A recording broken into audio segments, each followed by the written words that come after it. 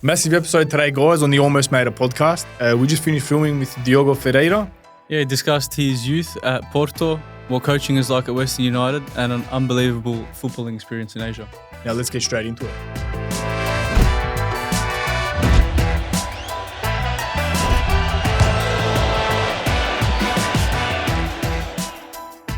Welcome back to episode 4 of the Almost Made It podcast, brought to you by Cultural Club. Another huge guest this episode. We have an ex-player, played for Brisbane Roar, Perth Glory, over 50 appearances for Melbourne Victory, played all over Asia, represented his country, and also had a upbringing in Portugal for a massive club. Decent intro there. That's not bad, mate. Thanks for that. And the club, man. Please, we'll get into that. Please welcome Diogo Ferreira. What's going on, my friend? Thanks for having me, guys. No worries, pleasure. It's been a long time coming, but finally got you on. That's it. You're a busy man. I am busy at the moment. Very busy, man. What's happening, man? What's new? Not much. Just football. As always, just takes over your life. So between, Western United and obviously my own stuff still with DF football, I guess that takes up most of the time, man. And little one as well. So, yeah, that definitely takes up your time there. Yeah. Well, football's still your life, obviously. 100%, yeah.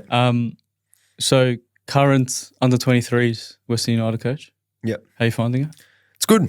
Yeah, it's good. It's actually, it's a good transition into football, I think, as a coach, because you're lucky enough that you've got kids that want to make it. So you get the buy-in automatically. And I guess, yes, there's pressure from the club because you need to produce players. That's what your role is. But I guess you don't have that real cutthroat pressure of getting results because that's not what it's about at the end of the day. So I think it is it's a good stepping stone for me in terms of, where I kind of want to go in my coaching career. See, that would be different for me. Like, obviously being a footballer, which we'll get into soon, it's always about being the best, right? Winning is everything. Mm-hmm. Then to see that other side of coaching where it's about development, how was that transition like? Did you understand that straight away, or was there a little bit of a, learning curve? Yeah, look, at the end of the day, you still want to win. Yeah, and that's something that you still got to teach these kids because unfortunately from a young age here, they're taught that if you play well done, pat on the back. It's about results. And that's, if we're going to speak about the difference between kids here in Australia to Europe, that's the difference there as well, man. They want to win. They've got that hunger from a real young age. So still, don't get me wrong. For me, it's still about the results, of course, but ultimately in this kind of setup, it's about producing players. So we finished 1 point short from getting promoted, but at the same time, so maybe not so successful in terms of we didn't achieve what we set out as a collective, but from that team, 3 kids got scholarships. So still a bit of a tick. And at the end of the day, I've always, and that's what I said at the start of the season, for me, as competitive as I am, and I am competitive, is, any day of the week, I'll take a few scholarships over finishing on top.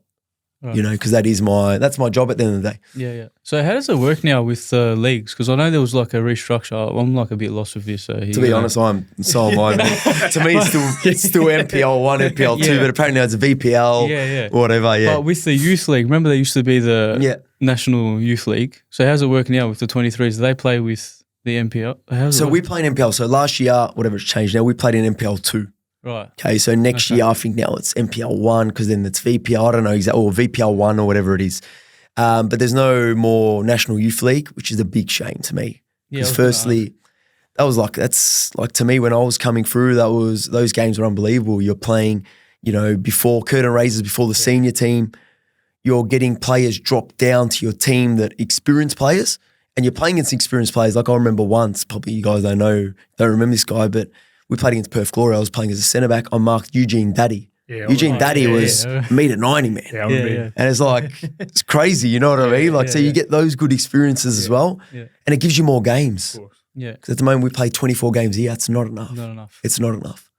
Yeah. So hopefully that comes around soon. There's a bit of talk behind that it might. Oh, good. Do you have aspirations for the future to be a first-team coach or not really? 100%. Is that 100%. something you aspire to do? Yeah, that's what I'm setting out. Sort of thing. 100%. But I know there's stepping stones and you don't want to kind of jump too early. Mm-hmm. But 100%. That's what I see in my future. Is it almost like becoming a professional? Same sort of, we will say pathway, but there's no real pathway. I mean, how do you get to the top? It's funny you say that, man, because it is. It's just different. It's actually more work probably. to being professional. The only difference is I don't walk around with a drink bottle all the time because I don't need to be hydrated anymore. That's probably the only difference. And I'm not watching what I eat as much. But in terms of it's crazy. The commitment and responsibility is probably more, to be honest. It's crazy because as a player, you worry about yourself in a way. Yeah. Now you've got the responsibility of the collective. 100%. You know And especially when you're dealing with kids' futures.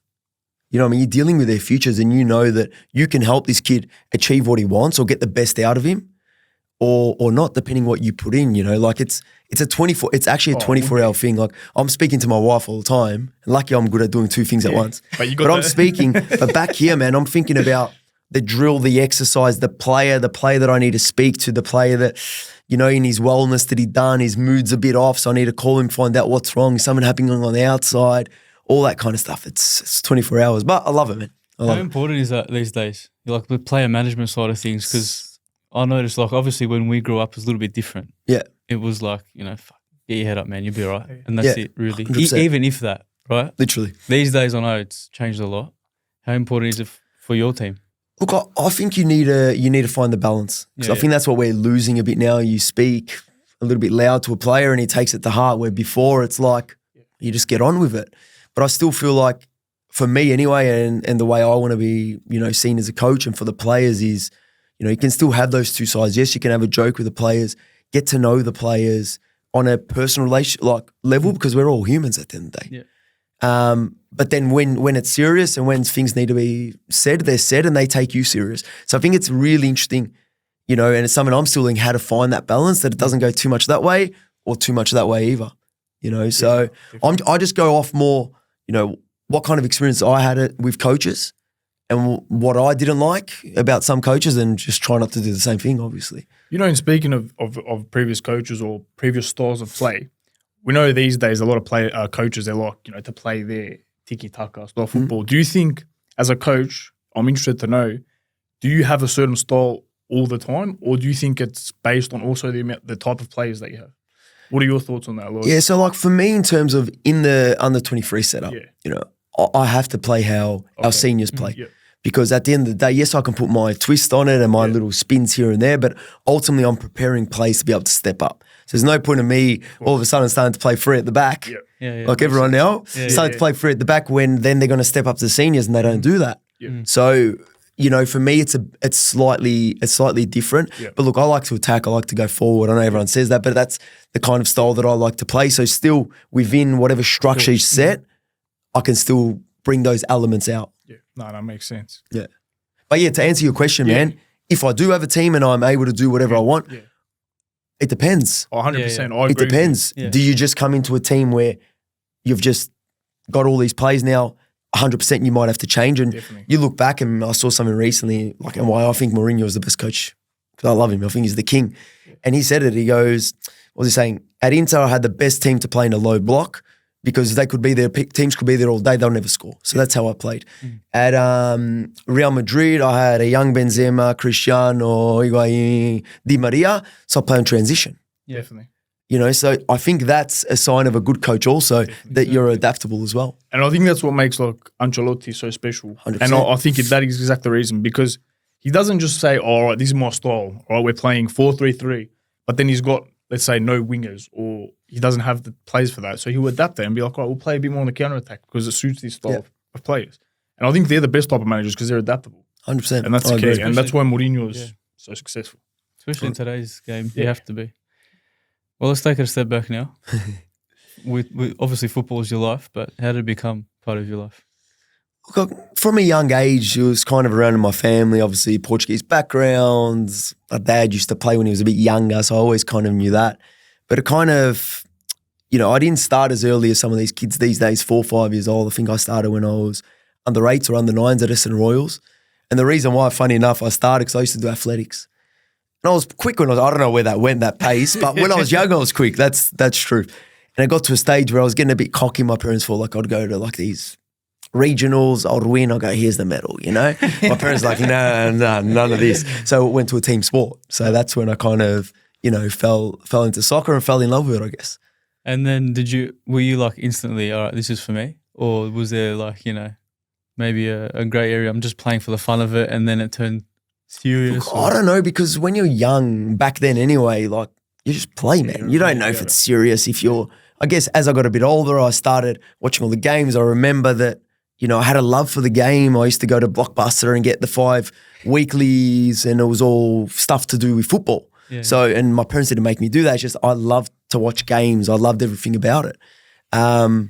But I think it's, you don't know until a certain age, you know what I mean? Maybe, I'd say maybe 13, 14, I'm like, all right. I'm not bad. Yeah, I'm okay, and I wouldn't mind doing this as a future if possible, yeah. So were you at Essendon Royals then? I think did you go to Green Gully after that? Yeah, so I went to Essendon Royals. I think I spent a year at Keilor Park, and then I was at Green Gully. And then that's when the move to Correct. Porto happened, Yeah. You want to tell us a little bit Yeah, about so that? backtrack a couple of years before that. So obviously Portuguese background, I think I was 13. Went over to Portugal, and through some family and stuff, I went down to train with a team called Estrela da Amadora. So like not a massive team. And they wanted me to stay. So I'd done well. I worked hard. I was tackling stuff that they don't do there, you know. Yeah. And my parents were like, my mum's like, no chance in the world. So I think that's where the spark came You got from. the confidence. I came back and I'm like, man, I can do this. Yeah. I can do this. Yeah. Because I understood Portuguese. I heard what the coach said that he wanted to keep me. So I think that's what kind of started, and you know, and I think from back then I kind of spoke to my parents and was like, no, I want to go one day. And then the opportunity came to go on trial when I was 15, and that's where it all kind of happened. It's funny, like all it takes is one moment. Yeah. Do you know what I mean? To really cement the fact that this is what I want to do for the rest of my life. Yeah. In whatever capacity. We sort of had that. We played like a under 15s tournament in Hungary. Yep. And it was the same sort of thing. Like, we're comfortable. Yeah. This is fine. You know, before you go to Europe, it's like, nah, Europe is like they're miles ahead. Exactly. Then when you go and you're like, nah, this is all right. Get used to this. Yeah. And then like penny drops, this is what I want to do. Yeah, 100%. It's true. And that's just speaking about football in general here in Australia. It's like, we're not actually that far behind. In terms of technical ability and stuff, like, you know, with the stuff that I do with my own personal academy, I get kids in there that it's technically, I've never seen things like this in my life. But then it's why can't we bridge that gap then? And it comes down to a lot of, you know, tactical ability and just that culture and not watching games. Not watching games. 100%. Kids here watch highlights. Yeah. Kids don't watch games. Over there, you know, it is. You watch your local team play. You watch the team that you go for in whichever league. You watch EPL. You're watching 3-4 games a week, man. That's the difference. Yeah. It's a big difference. So what was it like the first, like did you go straight to like Porto from here? How did it work with school and stuff? Did you go on the holidays or? I actually went to Benfica. Okay. And I was actually, it's not a story, but I was probably going to stay there, but then they changed management. I know a lot of people say that's the truth, but they changed things and they were taking a bit long. So then I went to Porto on trial and I ended up staying there. So how long were you there for? I was in Portugal for 3 years in total. Right. Yeah, 3 years in total. So I was at Porto for just over a year, and then I went to a smaller team in Lisbon called Oeiras, still in the same league. So we played Juniors A, and we actually finished on top of Porto, like and all that kind of stuff. So that year we had a really good season, or 2 good seasons. So still in the top league, but obviously just a smaller club. And how was the experience in itself? It was good, man. It was eye-opening. It definitely had its tough times, but I knew what I wanted to do, you know, at the start.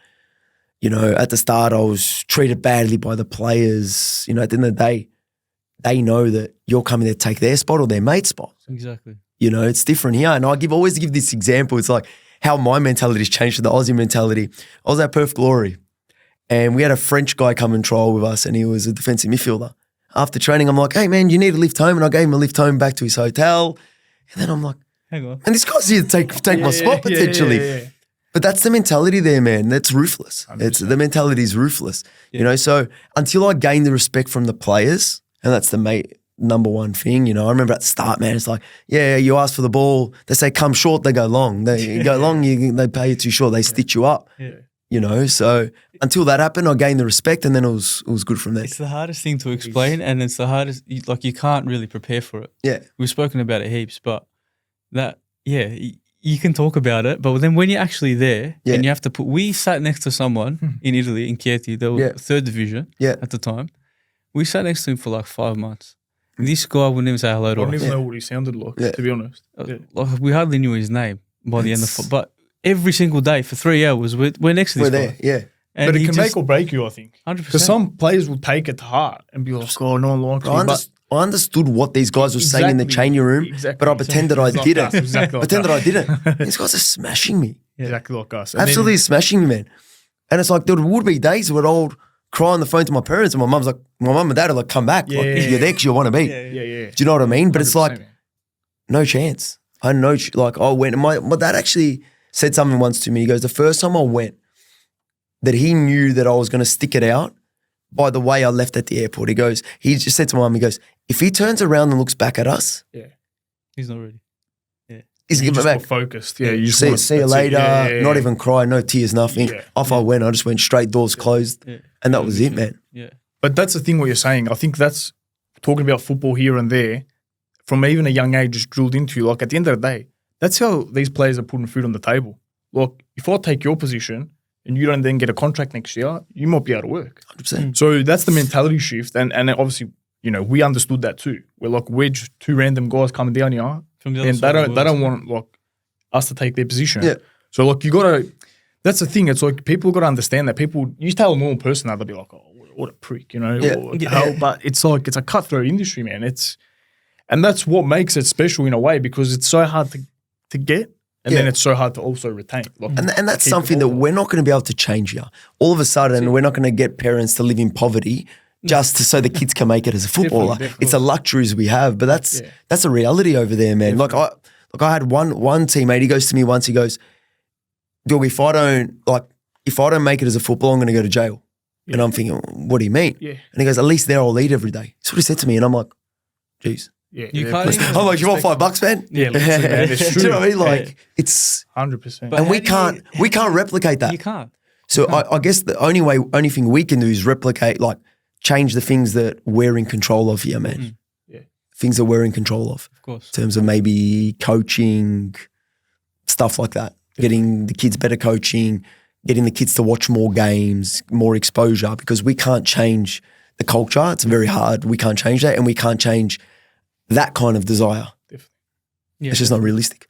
Was there a moment there Yeah. when you were at like Porto or the other Yeah. club you were at where you thought like it really tested your resolve and you were like, man, like I can't really see any light at the end of the tunnel? Or was it you were really focused and you just took everything in your stride really? Honestly, man, I think I just took everything in my stride. And like even when I was at Porto, it took, I don't want to lie, how many months for me to even get a run, not even in the squad. Yeah. I wasn't even in the squad. Do you know what I mean? And by the end, I was playing, before I left, because I had an option to kind of get loaned out at that point or whatever. And I decided to move on. Like when you've, like all, your coach is saying in front of your whole peers, by far the most improved player, this, that. And that again creates belief, man. Of course. And that again creates that kind of belief. So I was kind of focused.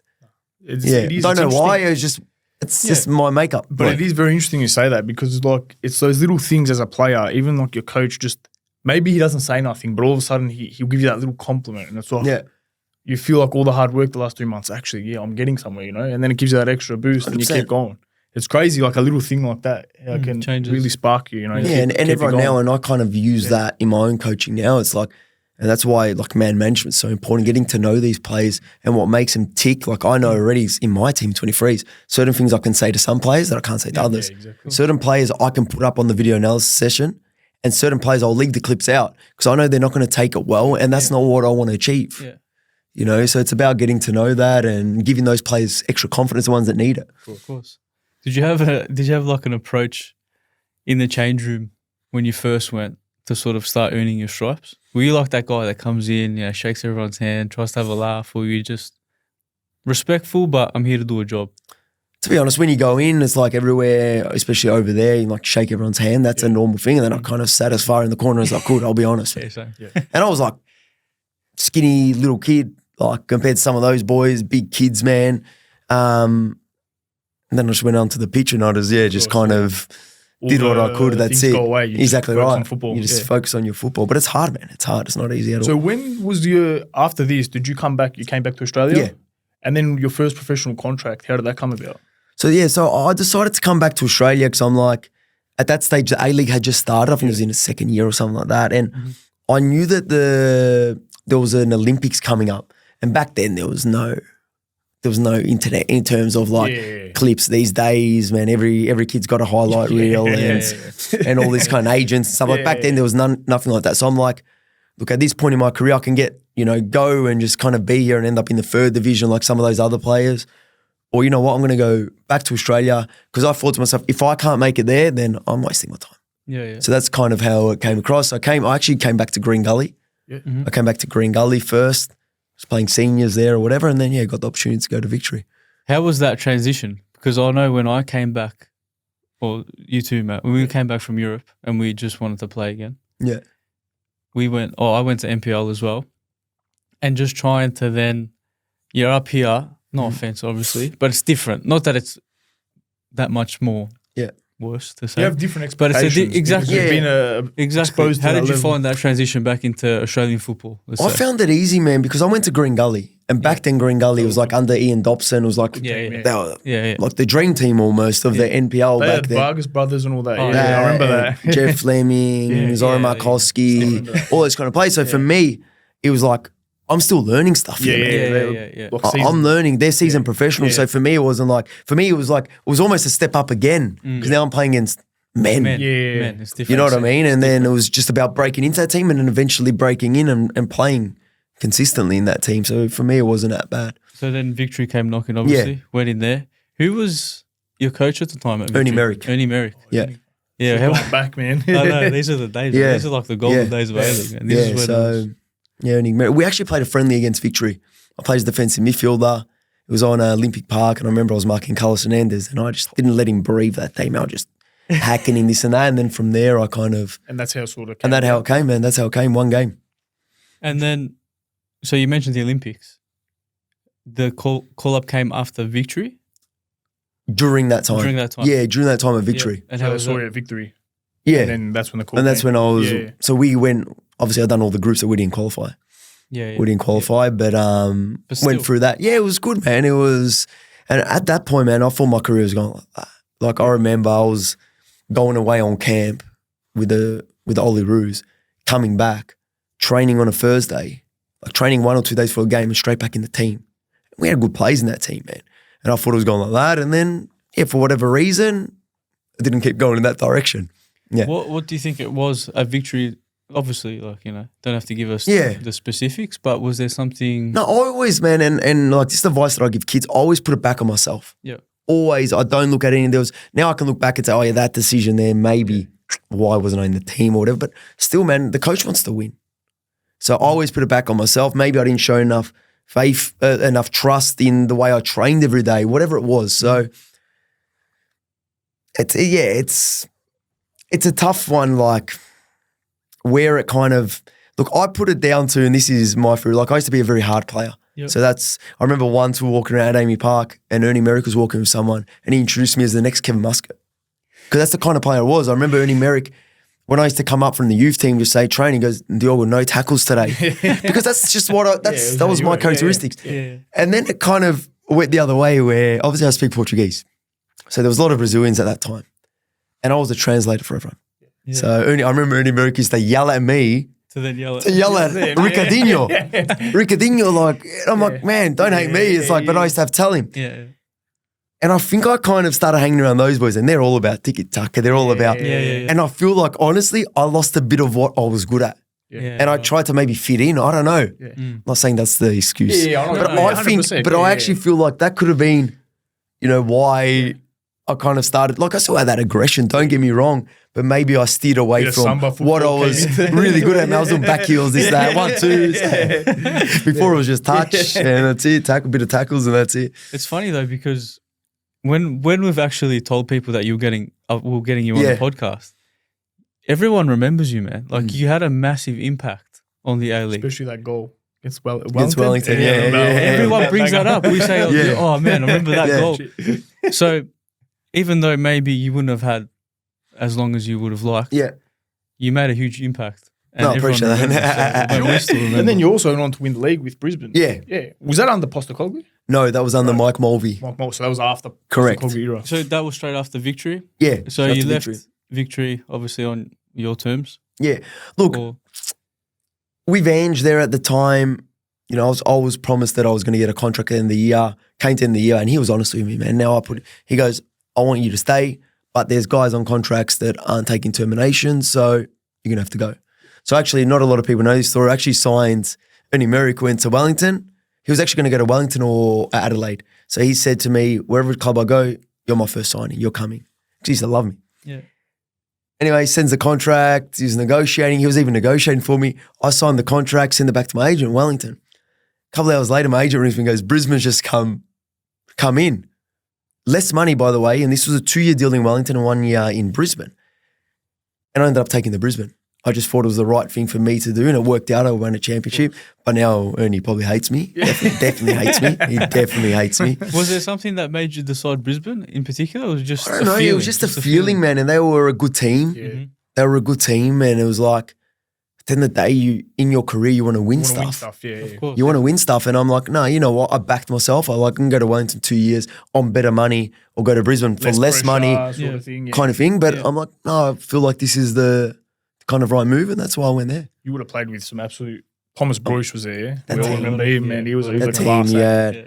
You know, and I'll probably miss out a few, but like you had Thomas Broish, you had Barisha, Berisha, yeah. you had Liam Miller, Yeah. you had Matt Mackay, Jaden North. I don't know. I could Yeah, go yeah, all great day. player. Yeah, no, 100%. But it's those little moments as well that, like, again, you can't explain to players. Like, obviously, Ange sat you down and said, Yeah. listen, not here. And I'll give you Sorry. a worse story than that. Yeah. So when he sat me down, I'm like, all right, and we still had another 2 weeks of training, season finished, but because the break's so long. 2 weeks of training, and then it was our end of season presentation or whatever. So he's telling me this, and I'm like, all right, no problems. I'll see you at presentation. What am I coming in for, man? I'm not part of the team anymore. Yeah.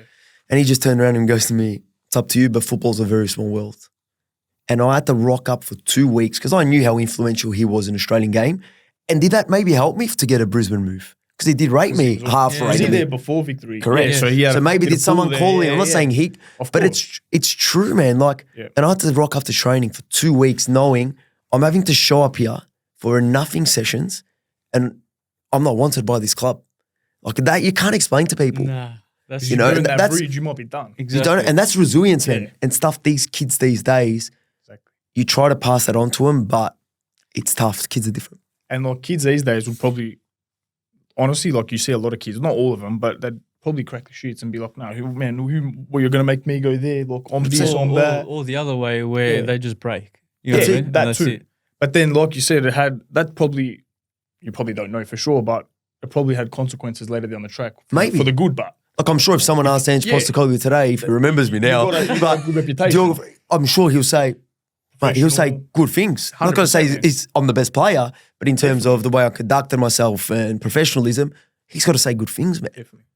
You know, you It's never amazing. know. It's footballs, and that's what I try to explain to all these kids. Like as a 23s coach, you want to get them better on the field, but you want to just educate them, man. Because a lot of these kids don't know what's right and what's wrong. They sincerely, like they do something wrong. In terms of outside, you tell them and you can see in their face, they don't know they're doing it wrong, man. But it's the generation, man. Yeah. You know, you got some kids calling me bro. Yeah. I don't know how you do it, man. And I said, bro, I'm not your bro. Yeah. I'm not your bro. But I know they're I know- not doing it on yeah, purpose. I know, It's I just know. their, Yes, yeah. it's just the way these kids are these Yeah, days, yeah, man. no, Imagine no. if you called a coach bro back in the day, never come back. I was thinking, imagine calling Alan Davidson, bro. Cop a double foot. You'll never come back, man. Literally, yeah. But you've got to just realize the generation's different. Yeah, It of is. course. It is. You just got to educate them, man. And if they do it again, then you got issues. But you got to educate But I them. think that's important as a coach, like you said too, because like we were saying before, let's say 2% are going to make it, but you want to then create good men. 100%. So then they're actually respectful and they've not only learned, football, but they've learned how to become a man, resilience, because all these skills can be translated into whatever other job they want to do. Yeah, I agree. So I think that's important as well. It's huge. It's huge. And it's testament to you, man, because I think maybe that's missing as well. You know, there's a gap, I think, within coaching. And like we were saying before, player management, whatever, you're just creating good humans as well. Exactly. You have to, You know, man. and And, it's so and if you're I believe that it's a reflection of the way that I am and the way that coaching staff is, man. If we're respectful and I'm honest, number one, Honesty's key, Yeah. yeah. you don't want to hear it, but I'll be honest, man, because I didn't get honesty throughout my career. So I promised myself, I'm honest. I tell you got to sit out, but as soon as we lose or a player's not playing well, you're in. I got to stand by my word. You're in. Yeah. Otherwise, you lose that person. You know. So obviously being around football your whole life professionally as well, and now you're coaching, what would you say that you've taken from Europe? I know we touched on it a little bit, but what have you taken from Europe to then instill into your players here? And what do you think is missing? It's a hard one, like, because obviously I was there when I was younger as well, so we could say the way they train. I can't even remember, man. I used to go to training, I used to train. Yeah. So I didn't know the kind of, you don't look into it, like, you know, the amount of, I always think about it, the amount of hours I spent doing session plans and stuff. I bet you these kids, if you put whatever, they won't even realise. Yeah. But you're still creating good habits in what you want to achieve. Yeah. But I can't remember in terms of the style of play, or I can't sit here and say the intensity was great because I used to train intensity as well. So like, I don't know. Like for me, the massive thing is the culture. That's kind of the difference, is the culture, is you live, you breathe. I remember being at a bus stop and the old ladies beside me speaking about the games, man. Literally. Portugal, 3 newspapers a day, just soccer, just football, man. 3 newspapers a day. You know what I mean? Like, yeah, you're lucky to get in the Herald Sun. Exactly. Look at the women's, what are the Matildas? Yeah. They were lucky to even get on the front page, man, when they made the semis of the World Cup. Right. So, do you know what I mean? So, and that's something that we can't change, man. So I think we've got to lose that expectation of how can we change the culture? It's not going to happen very quick. I think we can slowly change, and it comes down to even parents. Like I get a lot of parents in my centre that the kids don't follow the A-League, man. It's like, you're in Australia. The A-League shit.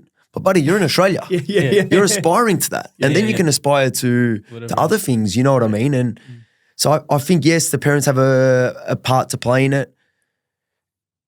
Then it comes down to, you know, the coaching. But again, you're going to create better coaches that have more knowledge and watch more games, man. And again, if kids don't watch it, the coaches don't watch games either. So how we'll change that it's a difficult one. You mentioned it before, but I think for me, the biggest thing that I realised anyway, even like speaking to younger cousins and stuff, is that will to win.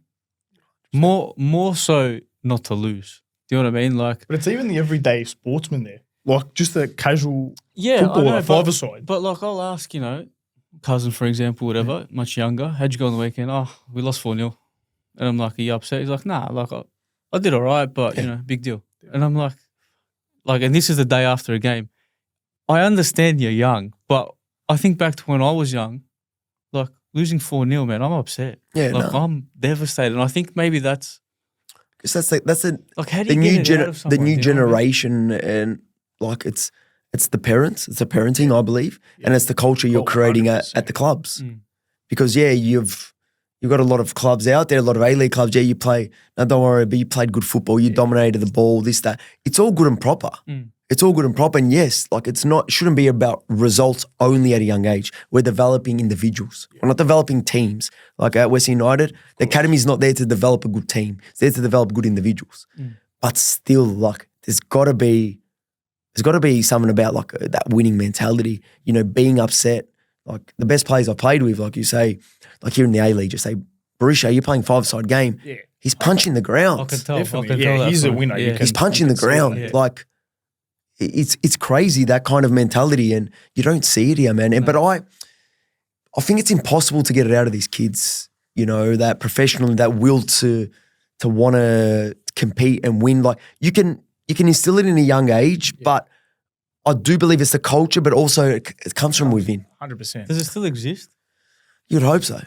But within your experience, is there still like, you know, a few, you're a winner. You can look at someone and say, you're a winner. 100%. Yeah. And they're the ones that even if they're not that talented, most talented, they're the ones that I know now with more experience in this space. Unfortunately, you look at some of the most talented ones and you're like, and you try to tell them straight and you try to make them wake up because you can see what's going to happen. Yeah. And I hope some of these kids prove me wrong, but I highly doubt it. If you don't have that will, you need that desire, you need that will, not even just to win. Don't worry about the game. Yeah, of course. That will to get better every day. Exactly right. Every single day. And that's what we say. Like, you know how people say, like, a lot of the times the kids like play for fun. But like, I remember when we were kids, that was for me competing. Like, without anything I do, I want to win. I want to compete. That is what brings the fun out of it too. So it's like I don't understand like the mentality of them saying kids don't keep scores or don't do this. What's your view on that? You know what I mean? Yeah, I'm not a Like failure makes you better because then Like- you learn. I guess you got to find a balance, but Yeah. like I know even at schools, there's no more first, second, Yeah, third. like it's just There is a first, man. that There serious? is. Yeah, they don't hand out like back in the day you used to go to athletics, yeah, your first, 100%, second, third. There's a first, Really? man. and you got to learn to There's lose. second, there's last. Exactly right, man. That's the reality of I it. didn't know that. That's the reality And of then it. it's like, if you're last, then that shows you I'm not good enough. That's number one. I need to get to that Exactly level. right. If that's what you so if wanna do. everyone's the same, what are you going to do? There's no That's the desire. point, There's no exactly. That's improvement. exactly right. Yeah. See, then you go to these days, I'm guessing, I'm nearly certain I've heard, Yeah. you go to any clubs, everyone gets participation award. Yeah. There's no more best and fairest. No, there is a best, man. Exactly. There is a best and fairest. And it's anything in the world, like It's any industry. there's a top goal scorer. Someone Yeah. scores more goals, you're the top goal scorer. Exactly. Definitely. Like, you know what I mean? Yes, the teams create the goals. We know that. yeah. But you 100%. score the goals, But- buddy. Exactly. And that's the crazy. thing, man. You can take that mentality into like, let's say you become, I don't know, a lawyer or whatever. Yeah. Your career that you take that mentality into that career. It's going to get you the same way. Like you're going to be, you have desire. You're going to want to get 100%. better. You're going to be able to like win. Yeah. Lose as well, Yeah. and learn how to lose. Yeah. And that's the thing. If you're teaching these kids that, yeah, it's all right. You're just going to float through life. Everything's going to be given to you. Doesn't work like that. Exactly. So, I agree. What's been the biggest challenge for you coaching? If you could pinpoint something. I know it's a pretty vague question, but Yeah, the biggest challenge for me coaching is similar to what we're speaking about here now. Because the kind of person I was in the player, never as talented as other people, but I used to work. I used to be the biggest too professional. I used to be too professional. And now you see some of these kids coming through with all the talent, and I say to them, and I think to myself, you are 100 times better than I ever was. But they don't have that work ethic. Yeah. So I think that's probably the biggest challenge for me is how do I accept that? How do I then, when you try to give someone time after time, say, not put them to the side, but say, all right, I'm going to focus now more on these kids because they deserve it and they want it.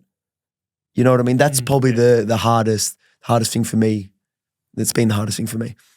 we touched on it before, but the hardest thing for me was the parents. Mm. Do you find they're good to you, or is there a bit of a challenge in that aspect as well? If we talk in terms of Western United, I don't deal with parents. No. So I don't speak in terms of Western United. I have a like I say hello to someone, of course. and there's some that I'll actually reach out to if I see the kid's under, or even if he's 18, that he's down, is something happening at home that he doesn't want to open up. I think it's good to have those relationships. Where I deal with parents more is my centre, is with DF football. Obviously, I deal with a bit more, and to me, parents want the best for their kids. Of course. So regardless, whatever they're doing, they think they're doing the right thing. I doubt there's not many parents that are going to do the wrong thing purposely. So they're doing the right thing. It's just about educating those parents. Yeah. About educating about what I believe in, and it's a lot of parents are naive and they don't know, man. A lot of parents don't know. And I'll say a story, and it's not nothing against this parent if they hear this, but it's like to the point where, I had one parent say to me once, that, the kids dream, they want to do everything because the kids dream to play for Portugal. And I said, that's all good and proper, but he's not Portuguese. He's not Portuguese. So he's gonna find the difficult. Like, that's just a little story, but that's the parents don't know, man. That's just the smallest story, but parents don't know. So it's just about educating these parents, educating them. And, I've probably lost a lot of clients and a lot of money, if we're going to speak about money, because I'm honest with people. And I don't want to, one-on-ones with 6-year-olds. Sorry, it's not, I don't think it's beneficial. What parents, I get asked all the time from parents, what equipment should I buy and what should I do at the park with my kids? And I said, what about you just go with one ball? Find the wall. Well, one ball, you getting goals, Yeah. and the kid shoots, and then you go fetch it, and you come back. That's what I used to do. Same. And then I say, I want to get in goals. And it's not saying to the kid, no, you're not allowed to get in goals Yeah, because you need to practice. fun. Have fun, man. Yeah, exactly. Enjoy Enjoy it. it. There's time to be a professional. And I think these days, parents are trying to make their kids professional too early. It's not you think- sustainable. Exactly. Do you think it almost becomes counterproductive? Do you know what I mean? 100%. Because then it becomes like a chore. 100%. And by the time they're 12, they don't want to see a ball anymore. And usually the parents that do that and the kids are good. Okay, so the kids are good, say 2 sessions a day, this and that. So obviously the kids are doing well. So they're on top of the world and they're training hard. But as soon as setbacks come to those kids, not all, you can't say everyone's different, but that's when it becomes really, really challenging for them. It's hard, and it's good that you're honest. Do you know what I mean? I think that's the most important thing as well. When someone comes to you and whatever, you're just straight up honest with them. You have to be, man. That's what I struggle with. There's not many as well in the industry, I want to sleep at night. And I want to be able to walk through any football pitch, any game here. Yeah. There might be a parent doesn't like me because I didn't play their son. But no one's going to be able to say, this guy, he's a shit talker, he stole my money, he done this, he promised me that. No chance. Yeah. No chance, yeah. That's amazing. Like for me, like we said before, when someone comes up to me and asks if their 8-year-old is going to make it in Europe, it's like... What do you say to that? What do you say? Like, I honestly say, to be honest, no, he's not. Yeah. But realistically, it's very highly doubtful. Yeah. What are you going to say even if a 20-year-old he's playing in Europe? You don't know, man. You don't know what's around the corner. Exactly right.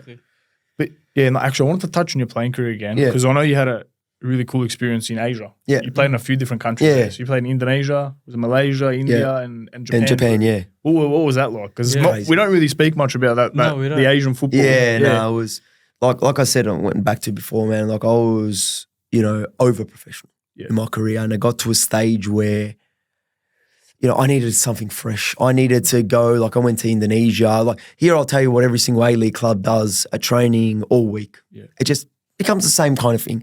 And I just needed a fresh change. I needed a fresh change. And, I went to Indonesia and I got that fresh change, man. I got that fresh change. Crazy supporters, going in army tanks to the game, stuff like that, man. Like it was just a really good experience. Like we're going the day after a game, got a little training session. Apparently it's supposed to be recovery, so I just had runners on. All of a sudden you're doing sprints, man. And I'm like, this makes no sense, but I love it. I love it, man. It's something different. It's something different. Yeah. It's something completely different. They're really passionate there, aren't they? I've seen some footage of the Indonesian league. The club where I was at is it's one of the biggest clubs in Indonesia. Yeah. So, what about like lifestyle? What was off the pitch? What was that like? Yeah, in Indonesia it was funny, man. So at the start, it's like a smaller city, but like big still, small, but I don't know how many millions of people. And everyone used to say if Persib win, the area is called Bandung. Bandung's happy. If not, they're not happy. And it was the truth, man. Like I couldn't go. It was like I was a pop star. Everywhere you went, photos, this, that, whatever. And at the start, I loved it, man. I'm like, no worries, another one come. It was crazy. Like you couldn't. By the end, it was fucking. I put myself I shouldn't even put myself and him in the same conversation. But like you got big stars like Cristiano. Yeah. I feel so because imagine that on steroids every day, anywhere in the world. Yeah. There at least it was only in that city, and then you leave and no one knows who you are. You know what I mean?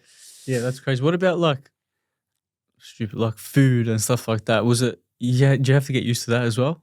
Like the difference? Look, I liked at that time. I always liked going on holidays to Asia anyway, like Bali and all that. So I liked that kind of different cultures and the different foods. So yeah, that didn't really bother me. Was the level good there? Yeah, what was it like there?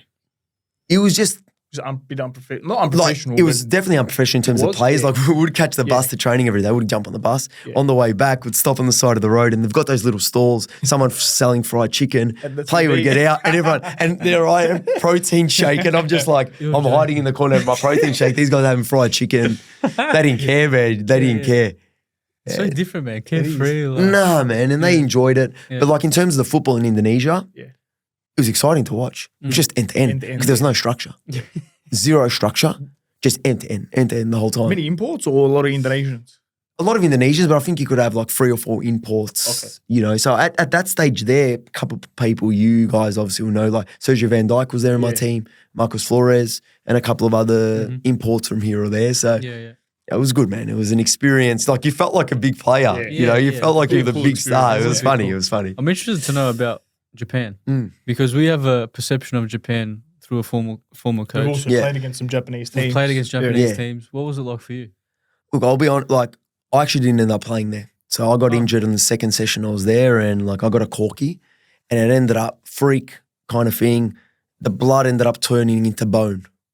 So I don't know. I don't even want to try and say the right pronunciation because I'll get it wrong. But it ended up like, so I would go get an X-ray and you'd see a bit. Like a calcified. Calcified. That's the word I wanted. Thanks, man.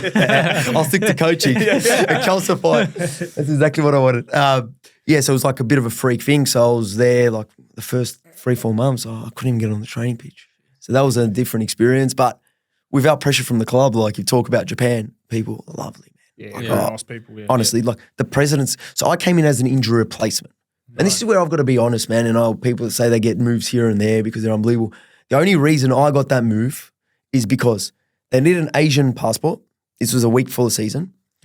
3 of their other imports spoke Portuguese and their translator was Portuguese. So I was that profile. I was Australian, so Asian passport. I spoke Portuguese. It was someone they needed in that position. So that I think, okay, they obviously done their research on me, but I think that definitely helped, man. 100% that helped. You know, and I got the opportunity there and 4 months in, I hadn't played a game. I was in injury, like I came just before the season and the president's saying, take your time, take your time. Just lovely people, man. Well, and then obviously in the end. Yeah, then in the end, it actually got to a stage where the president came up to me and he goes, Diogo, you're still not right. We need to bring someone else in, you know? And I'm like, yeah, hey, I understand. Yeah. fuck. Yeah. You've been amazing. Happy days. Yeah. Just give me my money and I'll go. What was it like living in Japan? The best. Nice country. I lived there with my wife, man, and you know, I would go to training every day and I would leave because for some reason we had no aircon in the inn where we lived, and I would leave the front door off the hatch and the back like balcony door open so wind could come in. Yeah. Anyone could just go in and my wife's sleeping, man. Without a stress. Respect, huh? Respect. Respect Crazy. there. Yeah. Crazy. One thing I want to touch on training. I know you didn't train much, Yeah. but did you find that their training, because we saw it with a few teams we versed and our ex-coach, it's very military style. Was it like that where you were? Crazy, man. So I still did train like a couple of days before I got injured. Yeah. It's crazy. Yeah. Like even the personality of the players, like everyone was the same. Like I wish someone, like I always said, I wish someone came and I could realize they were upset and say, what happened? And they said, I had a fight with my missus last night or kids kept me up. But everyone was just they don't give nothing away. nothing, man. So I struggled with that a bit. Yeah. It lacked personality to me, but it was, man. Everyone done what they were told. Like I remember at the club, I had a 36 or 37-year-old captain. Never got in the squad once while I was there. First one at training, the last one to leave. Crazy. I said to him, I go, if that was back in the show, if that was me, mate, I'd throw my boots, burn out of the car park, and you're out of there. You know what I mean? But that's the kind of, It's so they're very crazy. coachable. I would love to coach there. I would love to coach Even just their mentality too. It's different. Like It is. we versed a Japanese team in a tournament in Malaysia in the final. Yeah. And all really respectful up until we got into the tunnel. And then And they were just Dog wild animals, man. no, screaming, yelling. They were smashing each other, slapping each other in the face, screaming like intimidation tactics. Yeah. And we're like, what the fuck is this, man? Yeah. We ended up beating him. Yeah. But afterwards, no joke, the most respectful people of bowing, shaking our hands, you know, they want to have a conversation. Yeah. Like you just lost the final, man. And they don't. They There's really. nothing. It's just It's that respect, but mentality and will to win, 100%. which I love. Yeah, 100%. It's a great 100%. mentality. And like, I remember a funny story, man. I got there, one of the first session, and these guys are sharp. Like, I don't know. They are very. man, I know. Ladders. Yeah. The things these guys were doing out of that, I looked like, I reckon the players looking at me and go, Just this guy, do not give him, don't give him the ball because this guy has no idea. 100% they were looking at me. The way they were going, like, I could do the one in and out like that, backwards, you know. Yeah. The stuff they were doing, man, and they were trying to explain, I had no idea. I had no idea. They were just sharp, man. We saw that actually with them, man. You're going in and they're out. It's like, man, where the fuck did this guy come from and go? Yeah. It's just technically very good players, man. Yeah. So, a bit of a hard question here. Through all your experience, who was the toughest opponent you marked? So in terms of directly we played, and I don't know where he's playing these days, to be honest, and I don't know, he's not like a household name. We played against Celtic, and I was playing left back that game, and marked guy Cummings. I don't know where he is. Scottish? He's Scottish. Yeah, Scottish or something. have to Google him Yeah, I have after. to go. Yeah. And he was good, man. He was sharp. He was physical. He was big. Yeah. That's in terms of one-on-one defending. Yeah, him for sure. Did you ever have a moment like, the fuck am I doing here? Like, Not really, No? man. Like even to the point, like we played against LA Galaxy. Before the game, I started shaking hands. Dovison or what? Donovan. Yeah. Donovan Oh, Dovison. American, yeah. Beckham, shaking his hand. And I swear I didn't like, But it's different. I don't know, It's I was there to play. I'm Yeah, like, you just like Roy look at Keane. another. We spoke about this yesterday, but when you're like at that level, you don't see and it's not that I players- feel like I'm better. Like I Yeah, know no, who no, Beckham no. is, man. No, no. I know exactly who Beckham is. You're but doing I just, the same job. I'm You know just what I like, mean? Yeah. I didn't even look at him twice. I didn't Yeah. even think there was not an. Maybe it was Cristiano Yeah, there's different because he was like idolized, or Luis Figo or something like that. Man, exactly. But like him, like, man, what a player, what a career, whatever. But I don't know. I just shook his hand and I just went and played. Yeah. It's Wouldn't amazing play. how that mentality It is shifts. crazy. 'Cause then It's got nothing to do with like the way what I thought of myself. It was just no. I was there to play. It also goes back to your like, professionalism that you know that you're here to do a job. Yeah, and maybe, then probably yeah. once the game was finished, if you had the opportunity, you'd have a chat with him. Yeah, you I know, took you're a not photo with him. Exactly. You know, Shirts, yeah. you You got can, a shirt or whatever. not? I got a shirt of another guy. Oh yeah. Yeah. Nice. So actually, in saying that, who's the best player that you played with in terms of that you just saw him do things even in training and you were like, wow, this guy is just, you know. Is there one player? Look, if you're going to speak about like the best player I played, it would probably be Harry Q because he's the best player. But in terms of someone that I saw at training, Yeah, there that was probably Castro. oh yeah, Diego Diego, Castro, and, yeah.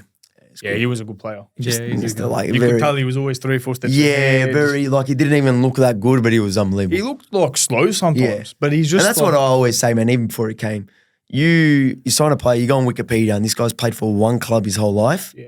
He's a freak Yeah, true. because that's how I look at it these days. Yeah. If you've only played for one club or two clubs and played 200 odd games, mate, you're unbelievable. Because imagine how many coaches have come and gone, yeah, exactly. and you're able to Exactly. consistently do it at Still that level. So I'd probably say him. Is yeah. he doesn't play anymore, does he? No, he Is he retired. back in Spain? I think so. Yeah, Nah, he was a very good and a good guy, He's a good guy. Yeah. legend. Used to. It was funny driving to the gym one day. I knew this guy's played against all the big dogs, man. He knows all of them. Like the stories he used to tell me because I used to ask him. I'm driving to the gym and beside me on a bike with a helmet, Castro. Man, I've never laughed so much in my life. It's like, you know, they're just normal people, Yeah, man. exactly. Normal people. Especially here. Yeah. You wouldn't even know, really. Bad. Tell us a bit about your academy. So when did it start? Yeah, so it started so once I came back from Japan, I always knew I wanted to coach. So I always knew for a long time that I was going to fall into coaching. And it just got to the stage where I came back from Japan and I got a good offer at Dandy City. So I'm like, you know what, I'll just stay here. But I stopped having that white line fever, man. Like I used to be someone at training, I used to give everything. I just stopped loving the game. And I was like, it's raining. Is it going to get called off? Hopefully this, that. And that's not me, man. I wasn't doing myself any justice at all. That was not the kind of person I was or what I prided myself to be. So I just got into starting to do one-on-ones. And I guess my one-on-ones kind of took over when Bruno Fornaroli, when he was in between leaving City and going to Perth. So he had, I don't know, it was like 3 months period or something like that he needed training. So I'd done his training sessions like daily for, I can't remember, a month or whatever kind of time it was. And I guess from that, it kind of got some traction. And obviously you work with Bruno, pump it out on the socials a bit. That, We're trying to get him on the show, actually. Yeah? So if you could pull some strings for us. So, so that kind of, and then, you know, went from there. And obviously having played with a lot of the players that were still in the A-League, Socceroos, this, that, you know, they were in Melbourne. They started coming to do sessions with me and kind of the name built, you know, got, you know, built from there. And it kind of is what it is today. It's not saying it's the best thing in the world, but, you know, it's kind of, it's grown, yeah, Obviously, which is you're a good. big player yourself, but when you get a big player in, maybe not anymore, but at the start, were you ever a little bit nervous? Like with Bruno, man, and firstly, I was never a big player. That's the first thing. Nah, But with Bruno, like I remember, like I'm serving, I'm passing the ball, and it's like, man, I reckon I was more nervous passing him the ball in the first session than I was when I was playing with Amy Park, man. Because I'm like, I can't let this down now, You man. don't know where to hide too. You just like, I'm passing him the ball, bro. How's my touch here? You know, like, but my touch got good, man. I always said if I'd done one-on-ones while I played, I would have gone further because my touch was unbelievable by the end. he's on Yeah, fire but- at the moment, man. Unbelievable Credit to freak. DF football. Take the credit. No, but like even that, like, and that's like people think things happen just for a reason. You know, he was with me that period where he was leaving a club and had already signed. Yeah. He didn't need to work hard, man. Exactly. He did not need Contract it. was there. He was set. There you go. And he would come and he would train in that hour and a half when we trained.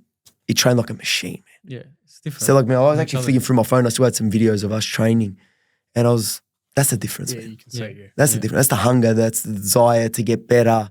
It was crazy to see. If anyone's watching at home and you want some quality training, DF Football on Instagram. That's it. So what, obviously being a coach, what's the most rewarding thing for you?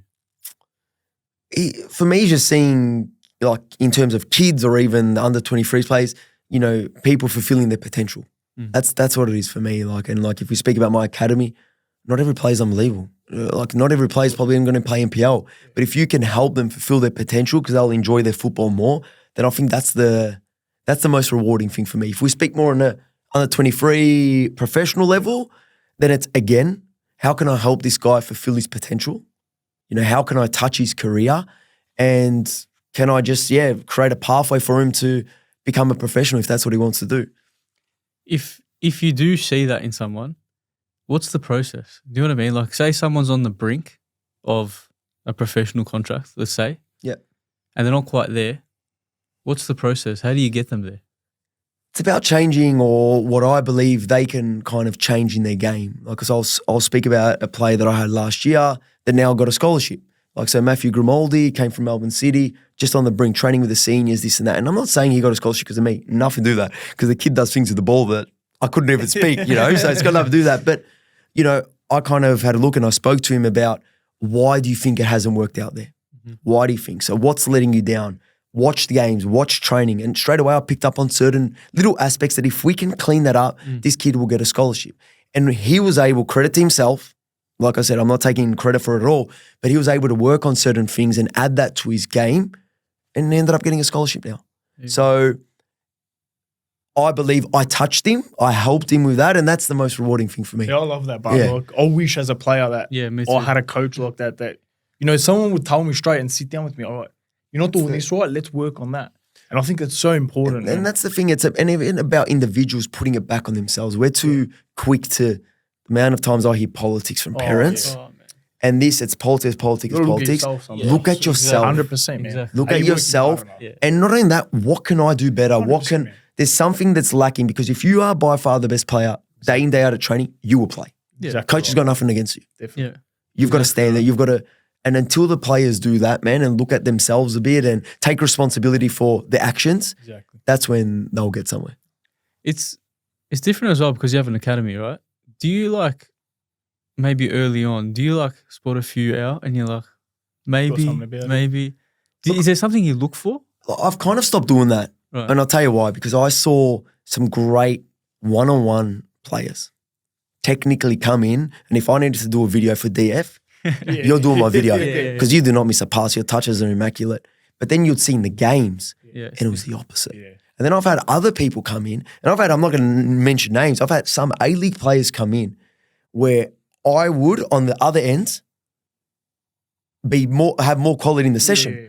But these guys' output in the games is 100 times more than whatever I have had. So I've kind of, you can see if someone's got quality, 100%. But until you then watch them in game scenarios, Exactly. it's totally different. And I've found that slowly. Do you have much of a say in players you bring in to, say, Western United? Yeah, so more and more, obviously they get around. If we see the amount of emails and CVs that I get weekly, I get heaps. So I obviously filter through that. And my new role at the club as well is the head scout. So obviously I've got to filter through all that kind of stuff. And ultimately, it's not just me. They come in on trial.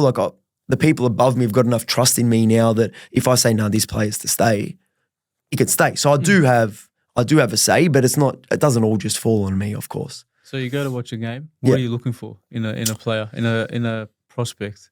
Depends what kind of player I'm looking for. Automatically, if I'm just watching a game for the sake of watching a game, it's ultimately you're watching 22 players.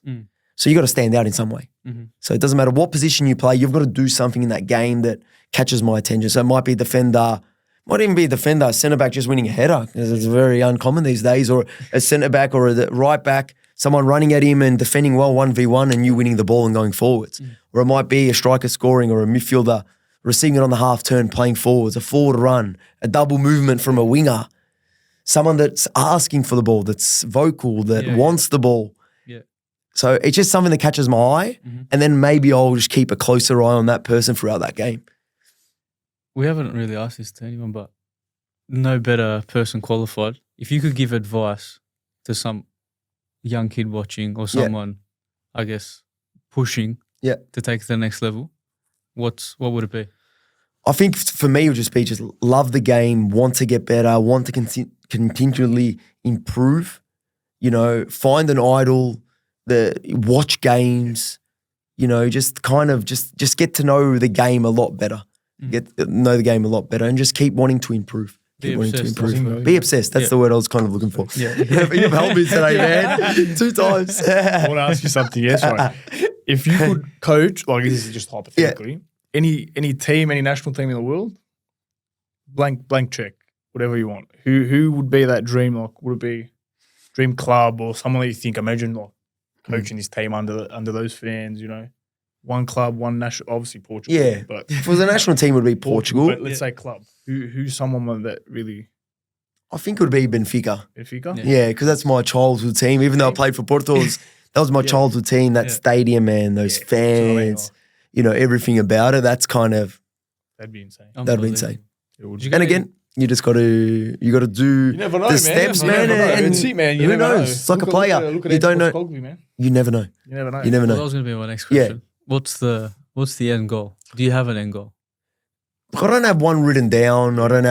But ultimately, you know, I believe in myself as a coach, where I never did as a player, to be honest. I played but I didn't truly believe myself. Like, I believe, you know, in myself as a coach and the kind of beliefs that I have and the thought of the way that I would like to see football being played. So, you know, I believe given, you know, if I keep doing well, and it's not even just about results, but it's about people speak, again, football's a small world, that ultimately I would love to coach one of the big clubs in Europe.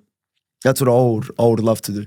I think that's you have to have that mentality. There's no point boxing yourself in. I just want to coach youth league, whatever.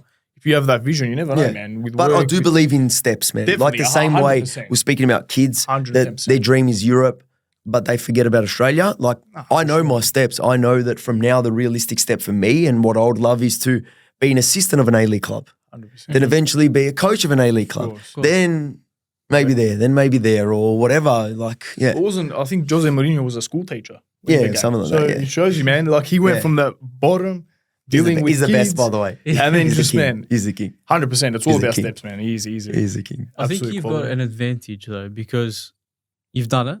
You've played at the level. But you came from here, similar to sort of experiences we had. Yeah. You were just another boy from the area. Yeah, 100%. Do you know what I mean? You haven't come from, say, a lot of these big coaches like Europe, Netherlands. You know how we try and implement that Dutch, all the rest of it.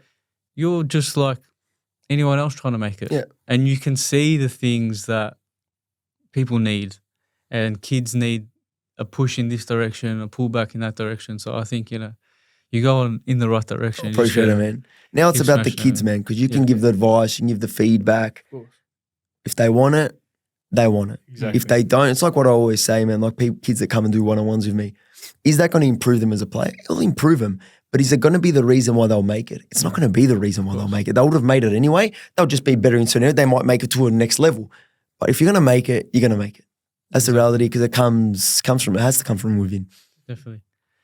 Unbelievable chat, my friend. It's been an absolute pleasure. Pleasure. We could speak all day about football. We could, but, you know, Braden's got to go home. That's fair enough. No, he's already gone. He's already gone, man. He cut it before. So thank you once again, man. Pleasure. It's been an absolute pleasure. No if you haven't already, once again, make sure you follow us on Spotify, YouTube, DF Football on Instagram. Don't forget. If you want to be a superstar. I'll take back everything I've said to now. You need to do one-on-ones. Exactly. Make sure. Thank you once again. Been a pleasure as always, and we'll see you next episode.